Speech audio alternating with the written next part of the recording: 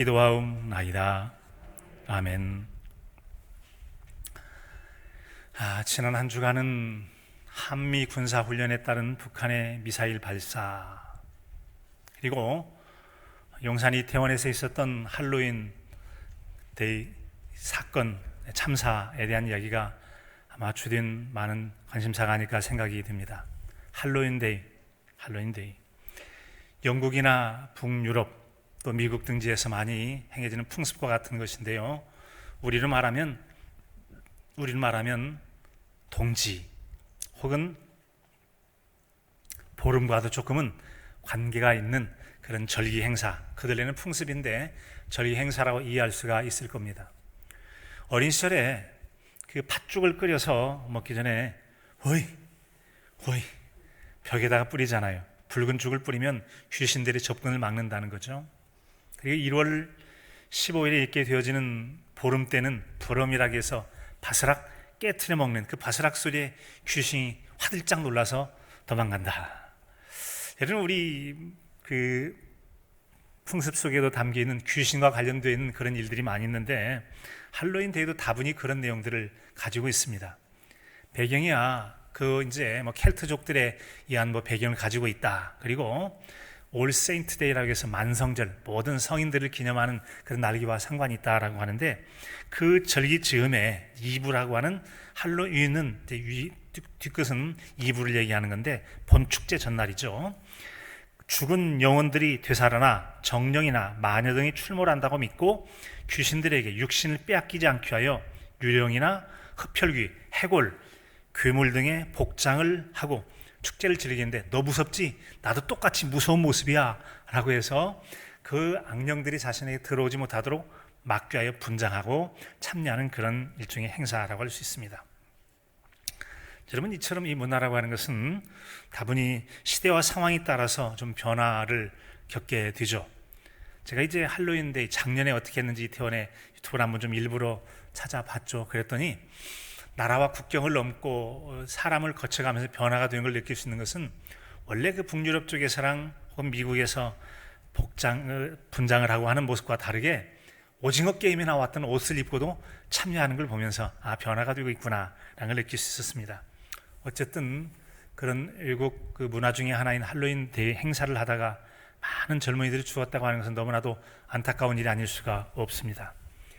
기본적으로 그런 문화라고 하는 것은 교류하는 특징이 있습니다. 교류, 서로 오고 가기도 하고 오기도 한다.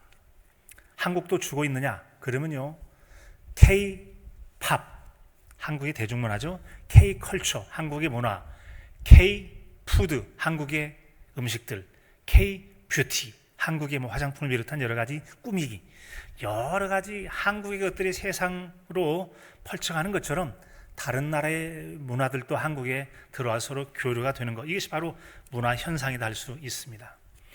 그런 문화 현상의 한 다른 편에서 지난 주간에는 또 하나의 아주 열기가 가득한 그런 장소도 있었죠. 바로 그것은 야구를 좋아하는 사람들은 굉장히 관심이 많았을 KBO, 한국야구연맹의 한국 시리즈 7전 4승제라고 해서 이제 경기가 아주 막바지를 이르렀지 않습니까? 한 해 동안 일정한 경기를 서로 팀을 바꿔서 하는 걸 페넌트 레이스라고 합니다. 경주에서 5등은 4등과 4등은 3등과 3등은 2등과 그리고 1등과 2등이 최종 우승자를 가리는 최종 7전 4승제 코리안 시리즈, 한국 시리즈에 지금 경기를 하고 있어요. 1대1, 2대2. 와, 이거 엄청나게 재밌는 상황이에요. 야구를 좋아하는 사람들에게는 오늘 또 어느 팀이 이길 건가 5차전에 관심이 아주 많을 겁니다. 많을 거예요. 자, 여러분, 그렇게 그 열정적인 게임을 혹시 본 적 있으시겠습니다만, 그 선수들은 이번에 우리가 한번 우승을 해보겠다라는 우승을 목표로 가지고 얼마나 열심히 경주하는지 몰라요. 최선을 다하는 모습, 멋진 경기를 보여줄 때 환호하고 기뻐하고 생기 가득한 모습을 보면서 흥이 겨워 즐거워하는 모습들을 볼 수가 있습니다. 이것이 바로 세상의 목표가 있는 삶의 아름다운 멋진 흥분됨이라고 볼 수 있습니다. 세상의 일이 그런 것처럼 오늘의 말씀은 바로 복음 안에서도 그런 목표를 가지고 열정도 있고 흥도 있고 목표의식을 가지고 한번 멋있게 살아보자 라는 것을 우리에게 들려주고 있죠. 그런 삶이 우리 영혼의 삶에도 감동도 주고 또 기쁨도 준다는 거 아니겠습니까? 우리는 지난 1일부터 시작된 다니엘 기도에 밤마다 참여하는 분도 계시겠습니다만 또 다른 분도 있을 겁니다. 하여튼 다니엘 기도에 나오는 강사로 나온 그분들의 이야기를 쭉 들어보면서 이야, 참 열정이 대단하다. 똑같은 하나님 믿는데 어떻게 저렇게 열정적으로 하는가. 도전도 받기도 하고 은혜도 받기도 하고 나도 저랬으면 좋겠다라는 부러움을 갖기도 하는 그런 모습을 경험해 가고 있을 것입니다. 여러분, 그렇습니다. 오늘의 말씀을 통하여 하나님께서 우리에게 무엇을 말씀하고 계신지를 듣게 되는데 우리에게도 똑같은 그런 열심을 낼 수 있도록 다음에 3가지 점을 들려주고 있습니다. 첫째는 복음 안에서 약속한 복에 참여하라라는 거예요. 복음 안에서 약속한 복음에 참여하라. 오늘 말씀 23절에 보면 내가 복음을 위하여 모든 것을 행함은 복음에 참여하고자 함이라. 예수 그리스도의 십자가의 복음, 이 복음을 내가 열심히 전하는데 이유는 다른 사람도 참여하지만 나도 십자가의 복음의 은혜 안에 참여하기 위하여 그 안에 들어가기 위하여 열심을 내고 있다라는 점을 말하고 있어요. 구슬이 서말이라도 꿰어야 법이란 말 있죠. 아무리 주변에 좋은 거 많이 있다 해도 적절하게 사용하지 않으면 별 의미가 없는 거예요. 요즘 우리가 살아가는 세상은 참으로 너무나 좋은 것들이 많이 있는 것 같습니다. 지금 살아가는 삶은 몇백 명 전에 어떤 임금이나 왕과 비교할 수 없을 기가 막히게 좋은 것들 많이 누리고 살잖아요. 먹는 음식들, 살아가는 집들, 옷들, 집안에 장식되어 있거나 사용하고 있는 가전제품들, 먼 곳을 가고자 할 때 이용하는 차량들, 우리 여가 삶을 위해서 우리 주변에 설치되어 있는 여러분 생활 환경들, 운동기구들 얼마나 기가 막히게 좋고 좋은 환경들로 살아갑니까? 문제는 아무리 그것들이 좋아도 사용하지 않으면 의미가 없는 거죠. 사용해야 가치가 있어요. 또 신앙적인 면도 마찬가지죠. 어릴 때 옆 동네에 궁궐리도 있고 오중리도 있는데 야, 오중리에서 궁궐리에서 부흥이 안 돼. 그러면 궁궐리 교회로 갔다가 오중리에 산다면 오중리 교회로 갔다가 그때는 여러분 요즘처럼 유명한 분이 아니라 할지라도 다른 접할 수 있는 방법이 없기 때문에 그런 부흥을 한다고 그러면 교회를 방문해서 함께 은혜를 나누곤 했어요. 요즘 같은 경우는 여러분 유명하다고 해도 누가 갑니까? 잘 안 가죠. 너네 교회는 너네 교회고 우리 교회는 우리 교회고 그것도 또 다 안 가고 방송으로 보기도 하고 유튜브라고 방송, 텔레비전에 보면 정말 유명하다는 분의 방송들을 언제나 들을 수 있는 정말 풍성한 환경에 살아가고 있습니다. 하지만 그런 여러 신앙생활을 도울 수 있는 부대 조건들이나 환경이 좋다고 해서 우리 믿음이 꼭 좋아지느냐? 그렇다고 볼 수는 없죠. 아무리 기가 막힌 말씀이 있어도 내가 구슬이 서말이라도 꿰어야 법인 것처럼 내 마음 안에 내 믿음으로 내 신앙으로 적용해 살지 않는다면 결코 그것들은 나에게 아무런 유익이 되지 않을 수도 있다는 점이죠. 헛되지 않기 위해서 내 것을 삼아야 될 것입니다.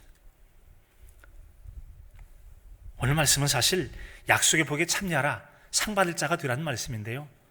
여러분 상 받기 좋아하시나요? 저도 어릴 때 상을 좀 받아보려고 기를 썼던 적이 있습니다. 가장 기를 썼던 적이 그래도 생각나는 게 운동회 때 같아요. 운동회 때 별로 발이 빠르지 않아서 그런지 달리기를 하면 2등, 3등 했어요. 다리가 짧아서 그런지 잘 모르겠는데 오래 달리기는 하는데 빠르게 달리기는 잘 못했어요. 그런데 그 상 하나 받아보겠다고 정말 숨을 헉헉거리면서 얼마나 열심히 달렸는지 말이죠. 지금 생각하면 대수롭지 않은 것들이죠. 그 노트, 연필 고작 그런 거잖아요.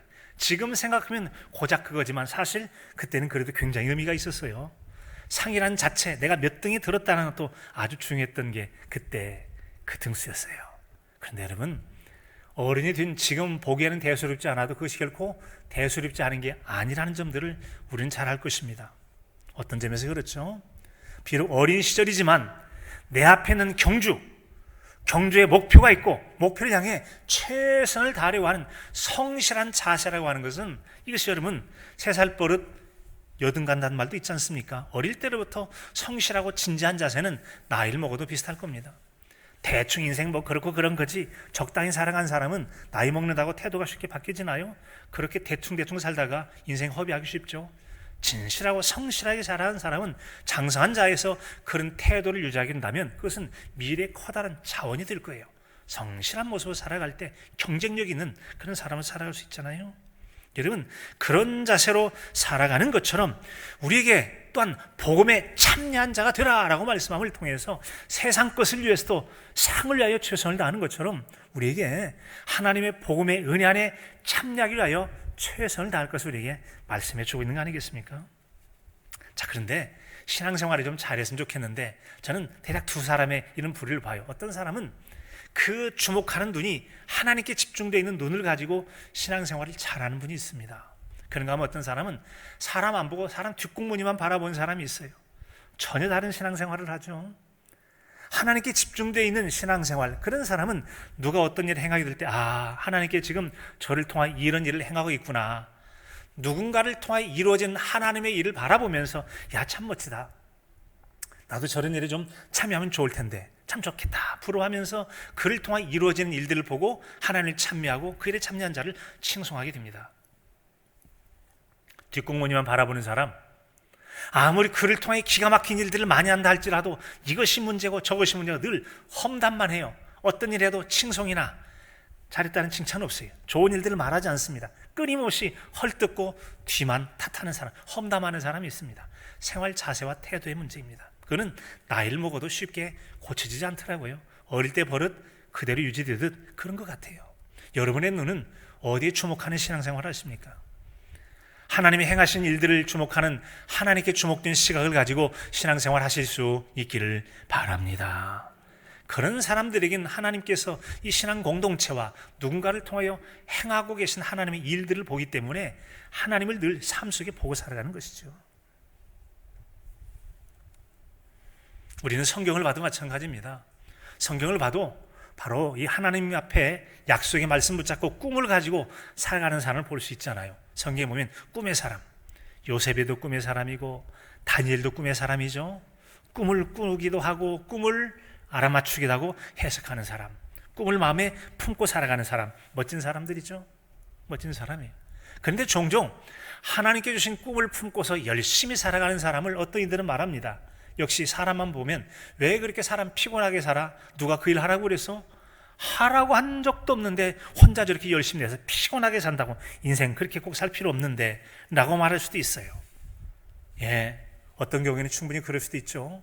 내 욕심 때문에 피곤하게 산다면 문제가 있는 것입니다. 적절하게 절제할 필요가 있어요. 그런데 어떤 경우에는 내가 하고 싶은 분야를 떠나서 내 마음속에 그 일을 하지 않고는 견딜 수 없는 하나님께서 내 마음 안에 품게 하신 꿈이 있기도 하다는 점이죠. 그런 경우는 어떻게 하죠?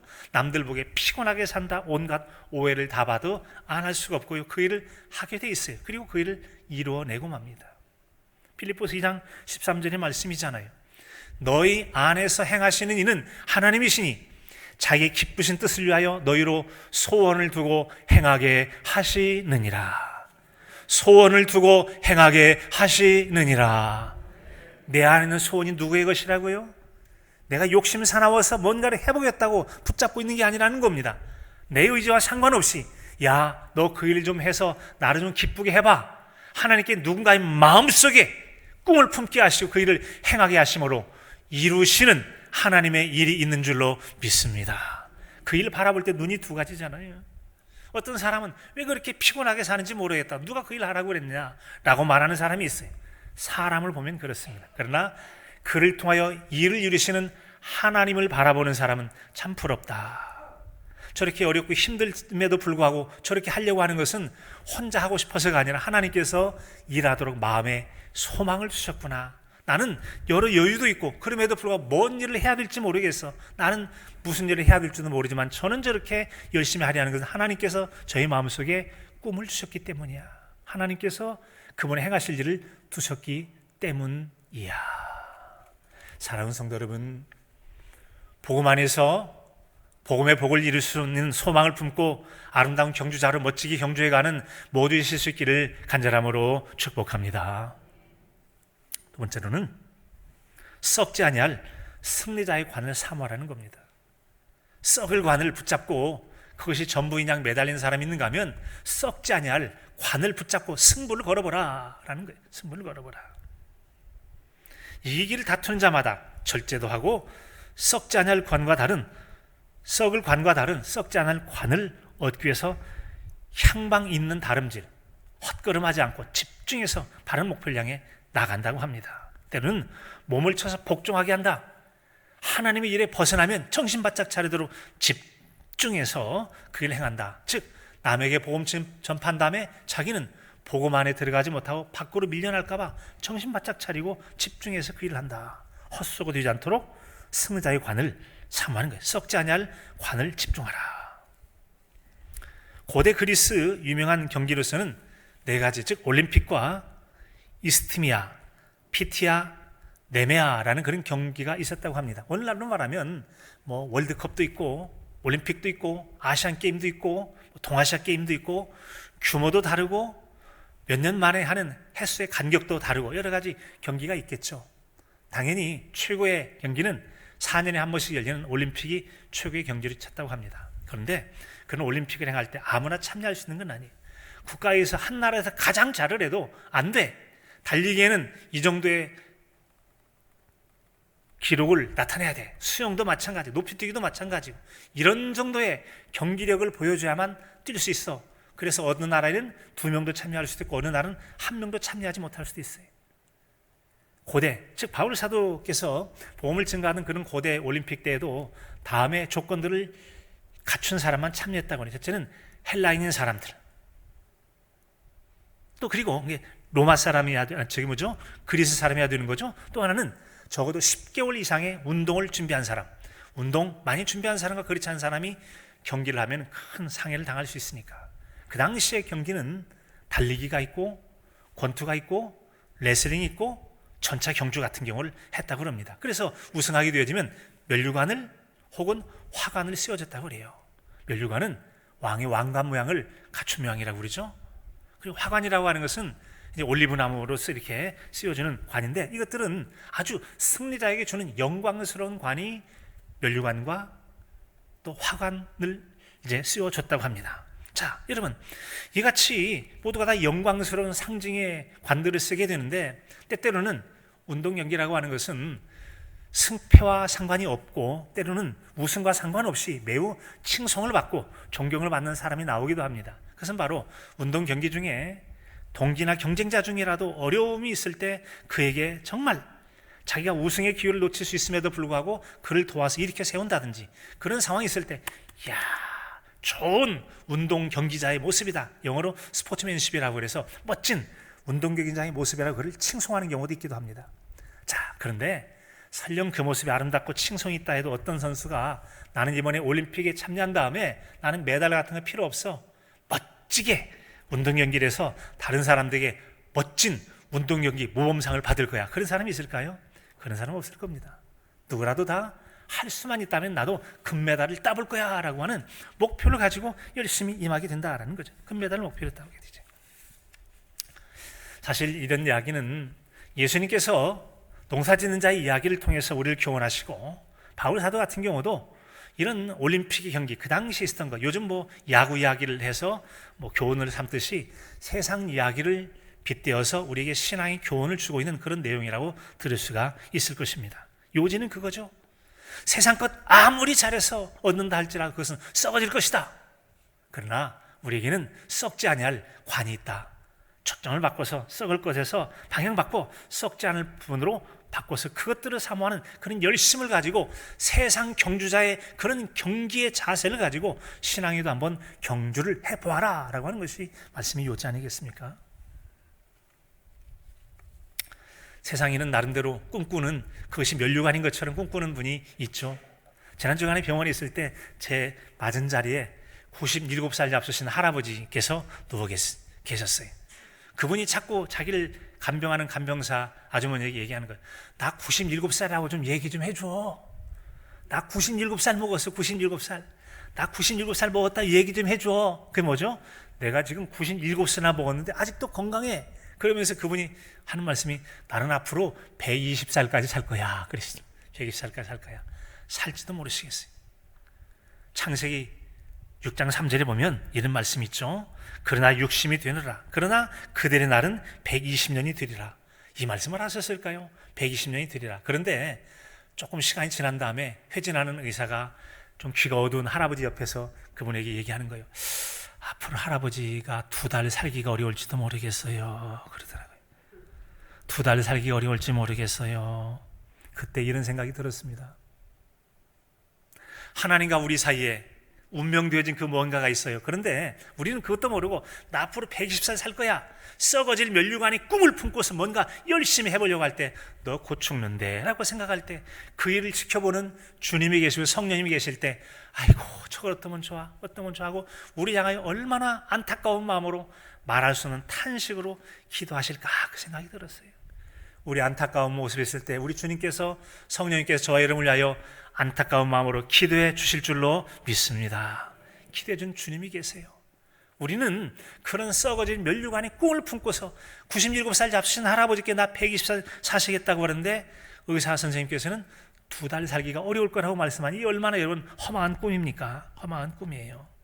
그럴지라도 꿈은 참으로 소중한 거죠.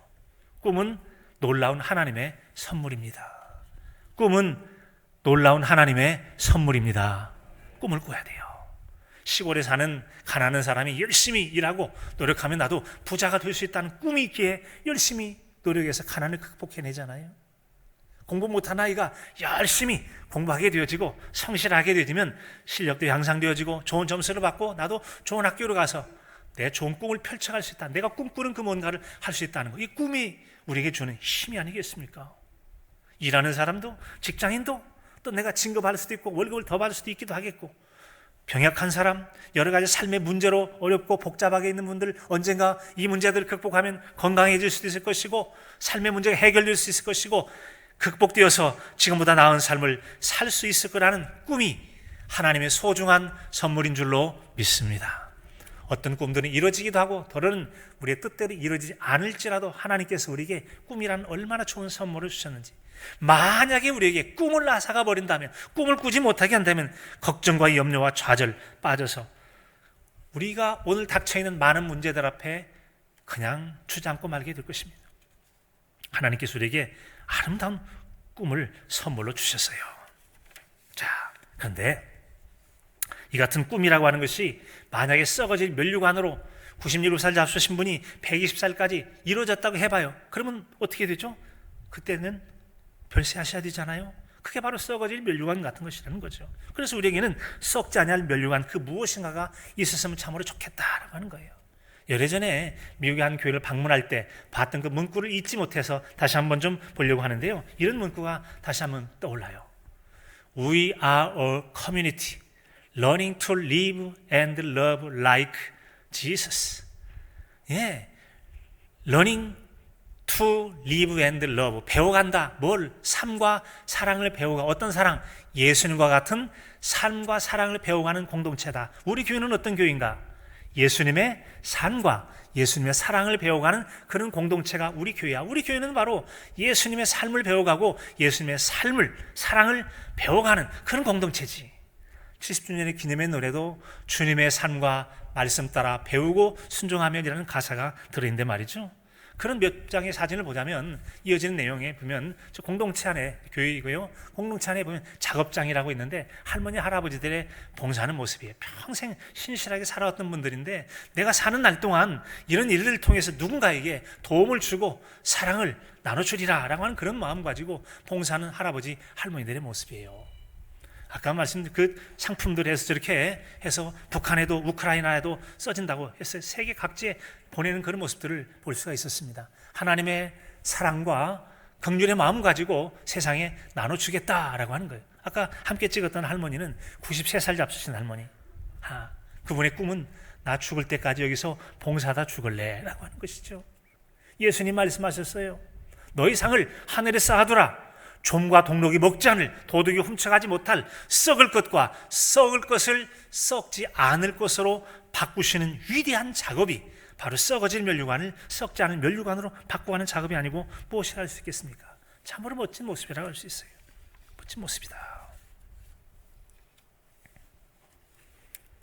사랑하는 성도 여러분, 무엇에 붙잡혀 사신지 모르겠지만 여러분의 여생 가운데 진정 썩지 아니할 면류관을 추구하는 이들과 같이 진실과 성실을 살아가는 저희 여러분의 삶이 되시길 진심으로 소망합니다. 우리가 다니엘 기도에 특별히 여러분 그 두 번째 날인가 김성재 필리핀 선교사님 보니까 참 진짜 그렇게 어떻게 살 수 있을까 싶을 정도의 그런 분을 본 적도 있지 않습니까? 가족 팽개쳐놓고 하나님이 인도하시니까 가라는 명령에 따라서 그 필리핀 마닐라에 여러분 그 섬에 가서 기가 막힌 일들을 행하시잖아요. 그런데 놀랍도록 하나님이 일을 이루신 모습들, 그것이 바로 썩지 아니할 면류관을 추구하는 분들의 이야기가 아니겠습니까? 뭐 스포츠인들 중에도 참 많죠. 그런 분들 참 많아요. 우리에게는 썩을 것을 썩지 않을 것으로 바꿔서 살아가는 멋진 분들, 사서 고생하는 사람들, 그러나 하나님이 주신 꿈을 이루어가기 위하여 붙잡힌 밭을 든 것을 잡으려고 경주하는 아름다운 사람이라고 할 수 있습니다. 면류관을 바꿔보는 사람들이죠. 탁구 선수로서 세계올림픽에 금메달을 땄지만 몽골인가요? 선수로 나간 양영자 선수, 여러분 오직 하늘의 면류관을 얻기 위하여. 야구 선수로서 굉장히 성공했고 감독도 했던 분 이만수라고 하는 그분도 동남아시아 야구 감독으로 가서 열심히 선교하고 봉사하는, 나는 위대한 과학자보다 신실한 크리스찬이 되고 싶다라고 말씀했던 정고모 장로왕 같은 분들, 많은 분들, 그런 분들을 바라볼 때 뭘 꿈꾸는 거죠? 세상에 썩어질 승자의 관이 아닌 썩지 아니할 하늘의 승자의 관을 사모하여 그들의 관을 바꾸고 가는 거예요. 썩어질 것을 썩지 않을 것으로 바꾸고 가는 놀라운 신앙의 삶을 살아가는 분들 아니겠습니까? 사랑하는 성도 여러분, 우리에게 있어서도 기왕 살아가는 인생, 썩어질 것에 목표만 둘 것이 아니라 그것도 누리되 썩지 아니할 영원한 하늘의 승자의 면류관을 얻기까지 아름답게 내가 무엇을 바꿔서 이 가을에 귀한 것들을 이루어가야 될지를 생각하여 행해 나가는 저와 여러분의 신앙의 삶이 되시길 진심으로 축복합니다. 마지막은 수고가 헛되지 않도록 분명한 목표를 정하라고 하는 것입니다. 수고를 하긴 하되 헛수고되면 의미가 없잖아요. 그러지 않으려면 목표를 정확하게 정하라. 목표가 정확하면 허튼 짓 하지 않고 절제하면서 집중하여 그 일을 이룰 수 있기 때문에 그런 것이죠. 그래서 오늘 말씀에도 내 자신을 쳐서 복종하게 하면 내가 남에게 전파한 후에 자신이 도리어 버림을 당할까 두려워합니다 라고 말씀해요. 목표가 분명하고 중요하면 다른 데 마음 뺏기잖아요. 이것이 어떤 것보다 소중하고 귀하다고 하면 다른 것 관심 없어. 뭐가? 이거 왜? 가장 소중하니까, 가장 귀하니까. 그래서 그것에만 몰두할 수 있어요. 그런데 만약에 내가 지금 하려는 일이 그다지 대단히 중요하지도 않고 대수롭지 않아서 다른 것만큼 꼭 중요하지 않으면 다른 것에 기웃하면서 눈과 마음과 시간과 생각을 빼앗길 수가 있어요. 아이들에게 선생님이 내준 숙제가 굉장히 중요한데 말이죠. 숙제가 중요하긴 하지만 지금 옆에 방에서 들려지는 텔레비전 소리가 너무 재밌게 들려져요. 자꾸 혹은 게임이 생각이 많이 나요. 그래서 만약에 아이들이 공부도 중요하지만 잠깐만 얼른 보고 와서 본다는 것이 텔레비전 보다가 잠들 수 있어요? 게임하다가 잠들어요. 그러면 숙제 못하게 되고 말겠죠. 이것이 여러분 아이들만 그럴까요? 아이들만 그럴까요? 우리 인생 가운데 목표가 분명하게 썩지 아니할 면류관을 향하여 경주해야 될 우리가 때때로는 세상의 것 썩어질 면류관에 목표를 둔 자처럼 열심히 살고 거기에 시간과 인생을 몰두하고 젊은 날을 다 보낸 다음에 마지막 즈음에 주님의 일을 하려 하니 힘도 없고 기운도 없고 기회도 없다면 얼마나 안타까운 일이겠어요. 아이들이 놀 거 다 놀다가 잠들어서 나중에 숙제 못하는 것처럼 하나님의 일들을 위해서 그럴 수 있지는 않을까요? 열정이란 목표가 분명해야 쏟아 부을 수가 있는 겁니다. 즉 우리가 하나님의 일이, 하나님의 상급이, 하나님의 면류관이라는 이 목표가 세상 그 어떤 것과 결코 비교할 수 없다라고 하는 분명한 가치 우선순위를 두지 않는다면 우리는 언제든지 마음은 빼앗길 수 있을 겁니다. 다른 것에 우선순위를 내어주고 그것 다 하고 난 다음에 시간 나면 교회도 가고 시간 나면 봉사도 하고 시간 나면 하나님의 영광을 위하여 일하겠다라고 하지 않겠습니까? 바울 사도는 이기는 자가 되어서 썩을 승자의 관이 아니라 썩지 아니할 관을 얻기 위하라고 하는 뚜렷하고도 분명한 목표를 정했던 것이죠. 썩지 않을 승자의 관을 얻는 것, 목표가 분명해야 좋은 결과도 얻을 수가 있습니다. 목표가 흐릿하면 결과도 좋은 결과를 얻을 수가 없죠. 11월 1일 다니엘 기도의 첫날 시작할 때 오른교회 김원호 목사님께서 제시하셨던 말씀이 생각이 나네요. 기도의 응답에 도전하라는 거 같이 한번 해볼까요? 기도의 응답에 도전하라.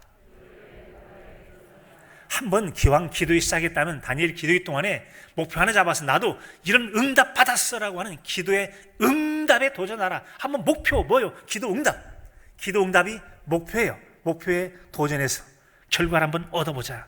한번 도전해서 좋은 결과를 얻기를 진심으로 축복합니다. 이런 목표가 있는 사람 절제합니다. 어떤 절제죠? 기도에 참여하기 위해서 다른 것 여기와 저기와 이리가 여기저기 내 몸을 끌어가려고 할 때 아니야. 나 이번에 기도 응답 받는 게 내 목표야. 목표 나 뚜렷해. 한 번 다 틀림없이 하나님 앞에 내가 증거를 하나 받아야 되겠어. 살아계신 하나님과 나 사이에 분명한 신앙적인 간증 하나 간직하고 싶어. 목적이 있고 뚜렷하다면 한눈 팔지 않고 집중하게 될 거예요. 그러나 그래도 되고 안 해도 된다면 빠질 수도 있고 그럴 수도 있지 않겠어요? 젊은 아이라도 체조 선수 같은 경우는 체중이 늘까봐 아이스크림이나 튀긴 닭 같은 거 안 먹는다고 그러잖아요. 다음날 경기가 있는 선수들은 혹시 다음날 경기력에 영향을 미칠까봐 늦게까지 술 먹고 놀고 뭐하고 하지 않고 일찍 자고 잘 쉬어서 좋은 몸 상태에서 경주하려고 한다는 겁니다. 그런 일들은 성도들의 예배 생활에도 마찬가지입니다. 주일 예배를 드리는 성도들이 주일 연습곡 다 보고 먹을 것 다 먹고 피곤할 때까지 충분히 놀고 쉬다가 주일날 아침엔 할렐루야 아멘 하는 줄 알았더니 계속 방아만 찌는데 졸고만 있다면 얼마나 안타까워요? 주님 보시기에 그 모습이 아름다운 모습일까요? 무성의한 예배일 수도 있다는 점이죠. 목표가 뚜렷한 것 뭐죠? 주일날에는 거룩한 예배 오직 하나님 앞에 받으실 만한 참으로 예배하는 자를 찾으실 때 하나님 저 여기 있어요. 예배 반듯하게 잘 드렸죠? 기쁘죠? 라고 하는 주께 발견될 만한 거룩한 예배를 위한 절제하는 성도 이런 신앙의 자세가 우리에게 필요하다는 점이죠. 이런 자세가 필요합니다. 은혜 자리에 들락날락하는 자가 아니라 꾸준하게 참여할 때 하나님께서 얼마나 기뻐하시겠어요. 그래서 우리에게 절제가 필요해요. 절제는 필요한 것을 얻기 위함도 절제가 필요하고 또 하나는 있는 것들을 끝까지 간수해 가기 위해서 절제는 정말 필요한 겁니다. 절제하지 못하면 부자가 곧 망하듯이 내게 주어진 하나님의 좋은 선물들도 순식간에 잃어버릴 수가 있고 헛된 것으로 만들 수가 있어요. 마태복음 7장에 보면은 하나님이 주시는 은사와 직분에 따라서 어떤 이들은 주님의 이름으로 선지자 노릇하며 귀신도 쫓아내고 많은 권능도 행해서 굉장히 외적으로 칭찬받을 만하지만 주님께서 마지막 날 너를 모른다라고 주님이 거부해버립니다. 이유는 뭐죠? 하나님의 뜻대로 행하지 않은 겁니다. 절제하지 못한 거죠. 뜻을 벗어나서 자기 좋은 대로 해서 버림당할 수도 있다. 에스겔서 3장 20절 이하에도 또 의인이 그의 공의에서 돌이켜 악을 행할 때는 이미 행한 그의 공의는 기억할 바 아니라 너 그동안 참 잘해왔다. 멋져. 그런데 최근 들어서 엉망이로구나. 그러므로 과거에 했던 거 다 무효. 하나님께서는 과거에 행한 것을 무효시킬 수 있음을 분명하게 말씀하세요. 여러분 과거의 신실한 믿음 생활이 마지막에 무효가 되지 않으려면 절제하는 신앙을 잘 지켜가실 수 있기를 바랍니다. 잘 지켜가실 수 있기를 바랍니다. 결정적인 순간 다 쏟아버리 공동 다 무너지듯 다 된 음식에 콧바뜨리듯 잃어버릴 수 있음을 우리에게 말씀해 주고 있습니다.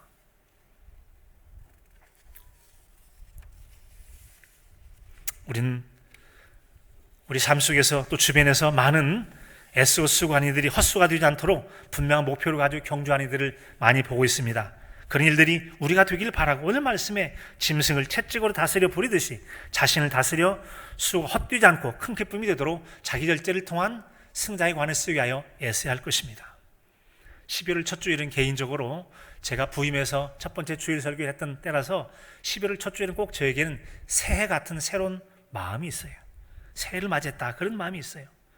복음을 위하여 부름받은 사역자로서 주께서 주신 소망을 여러분과 함께 공유해서 모두가 마지막 날 승리자의 아름다운 관을 쓰시는 복 있는 저 여러분의 신앙이 삶이 될 수 있기를 간절함으로 축복합니다. 하나님 아버지